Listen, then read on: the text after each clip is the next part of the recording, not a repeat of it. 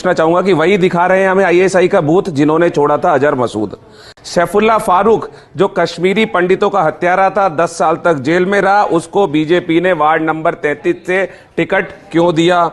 फिर दूसरा आता है तारिक अहमद मीर, पाकिस्तान से हथियार सप्लाई करता था, शोपिया के वाची से 2014 में बीजेपी ने अपना विधानसभा का टिकट दिया। उसके बाद आता है तालिब हुसैन, अल्पसंख्यक मोर्चे का प्रभारी था और एनआईए ने उसको गिरफ्तार किया। उसके बाद में अभी पिछले दिनों आपने देखा था कि डीआरडीओ में एक लैब के जो डायरेक्टर प्रदीप कुलरकर जो आरएसएस से भी जुड़ा हुआ था, उसको आईएसआई की जासूसी के लिए गिरफ्तार किया। और आपको बता दूं ये जो पद होता है वो भारत सरकार में एडिशनल सेक्रेटरी के पद के बराबर होता है। उसके बाद में 2017 में ध्रुव सक्सेना को भोपाल में बीजेपी की आईटी सेल का जो पदाधिकारी था उसको आईएसआई की जासूसी करते हुए पकड़ा गया। और सिर्फ उसी को नहीं, उसके अलावा 11 और बीजेपी के आईटी सेल के पदाधिकारियों को एटीएस ने गिरफ्तार किया था।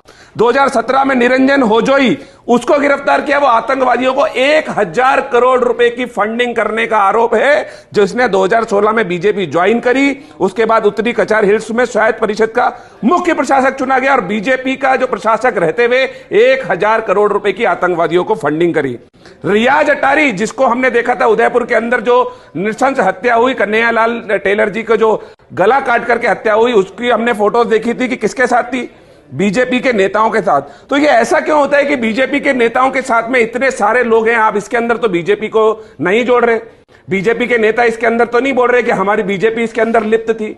हम तो कह रहे हैं सिर्फ कुछ मेरे ख्याल में 1 या 1.5 साल के लिए वो जो साले मोहम्मद जी है उनका पीए रहा था, लेकिन इसकी ज्वाइनिंग कब हुई थी? 2006 में किसकी सरकार थी? किसने बिना डॉक्यूमेंट वेरिफिकेशन के, किसने बिना पुलिस वेरिफिकेशन के उसको सरकारी नौकरी में ज्वाइन करा दिया? तो ये हमारे ऊपर जो ठीकरा फोड़ने से अच्छा होगा कि बीजेपी अपने गिरेबान में जाकर के देखे, आतंकवादियों को टिकट देना बंद करे। आईएसआई की बात कर रहे हैं, पठानकोट पे आईएसआई को किसने बुलाया, किसने वहां पे बैठा करके चाय नाश्ता कराया? ये बिना आप बता रहे हैं कि एक सिर्फ विभाग को बिना अनुमति के वहां पे चला गया। अरे नरेंद्र मोदी जी तो बिना अनुमति के, बिना बताए किसी को भी पाकिस्तान चले गए थे, उनसे भी पूछताछ करते।